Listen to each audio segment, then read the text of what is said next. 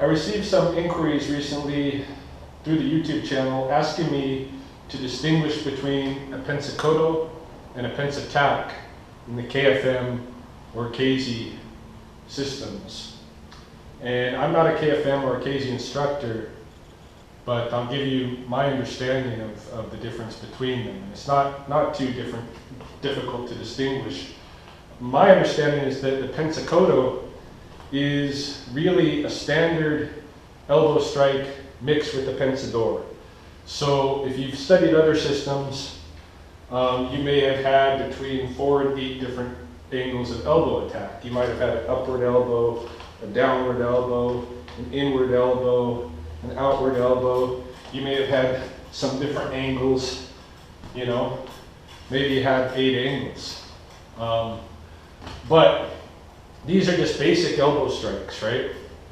And Pensacodo is built from that, but it integrates the Pensador, right?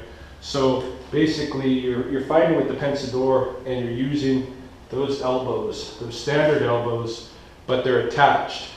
And you know, you can, with that attachment, well, first of all, the idea is you're still much more safe and shielded because you have the Pensador going. Also, the attachment, if you practice it, can add a lot of body strength to the strike. So a basic direct Pensacodo comes, you know, straight up, and you can get your body behind it, and it is strong. Like I haven't practiced Pensacodo too much because initially, you know, I found it very, very awkward, right, to attach and try to. It just feels slow and tight and stuff. But you got to imagine you're in a tight space, eh? You're being smothered, and sometimes in that tight space you only have a little bit of room to work with. That's where the Pensacodo, in my opinion, would come in very handy. And of course you have to practice it. It's important for breaking down the doors, the guard, and this kind of a thing in that tight range, in that close range. Pensataq is a totally different animal. Pensataq wheels around the head, comes over top, and it's anchored to the head, and it's anchored with the other hand, and it's thrown, you know, at full speed. It can be a deadly technique. Pensataq is kind of a signature technique for KFM and Keysi. I mean, it's all with the human body, so it's not like this has never been done before. But it's real, you know, development in the martial arts has been through those systems, and it's very, very strong. Like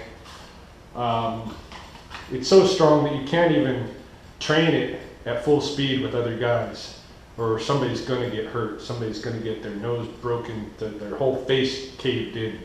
Really, it's very strong, and especially if you mix it with a stomp, with a kind of an elephant stomp at the same time, you know, just crushing. It's a totally different technique than any other elbow. Like I never had any technique where I'm just coming down like this, and this wouldn't even be, you know, that's strong, but it's not as strong as the Pensataq is anchored. It feels natural. It feels good to me. Not like the Pensacodo. The Pensacodo feels like your space is limited, right? You know where your strikes are going to be. It's very limited. But the Pensataq feels dynamic and strong.